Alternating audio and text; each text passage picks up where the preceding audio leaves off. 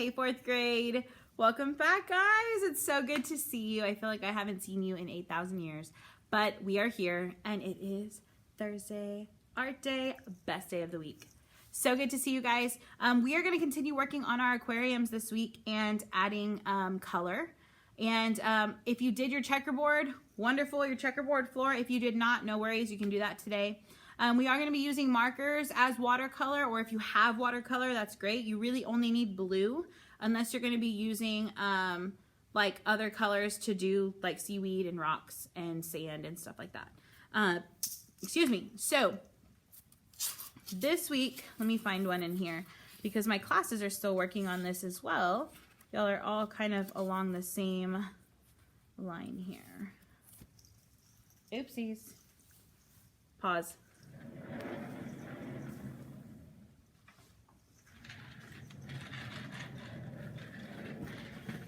I'm back. Okay. So our aquariums. Now this is a finished aquarium from one of our classmates here. Now she finished hers. You can see that she did her checkerboard.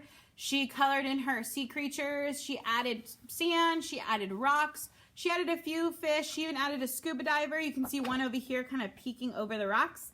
You can see one kind of diving down. Now you can add more fish if you want.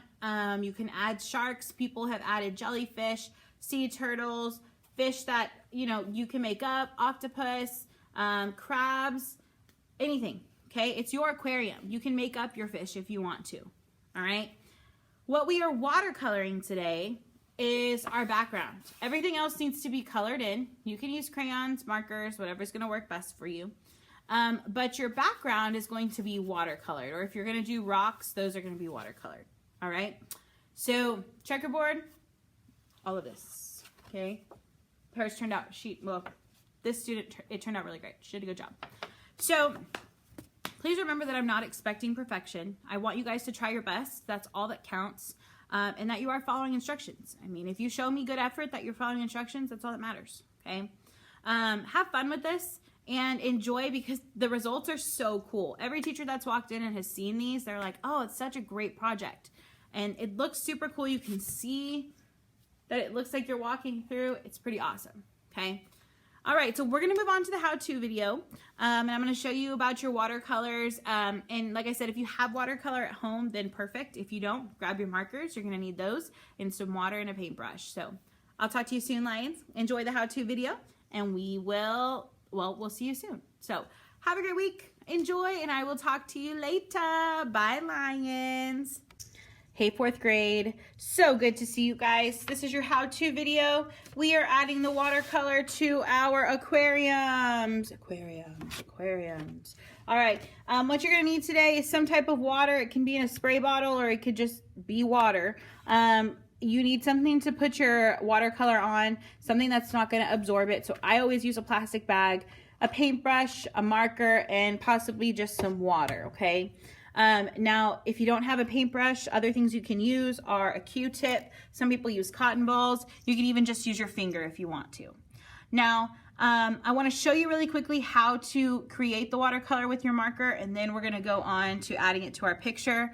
All I'm going to do to start off with is take my plastic bag, and I'm going to take my marker. Now, you can see some of the watercolor from another video on the back.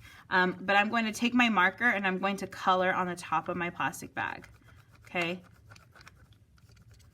Just a little bit for now. You can always add more because you're going to need some for your picture. Then you're going to take some water, which I just realized my spray bottle doesn't spray. So here I go with just dripping some water. So you could do this too if if you don't have a spray bottle, sorry.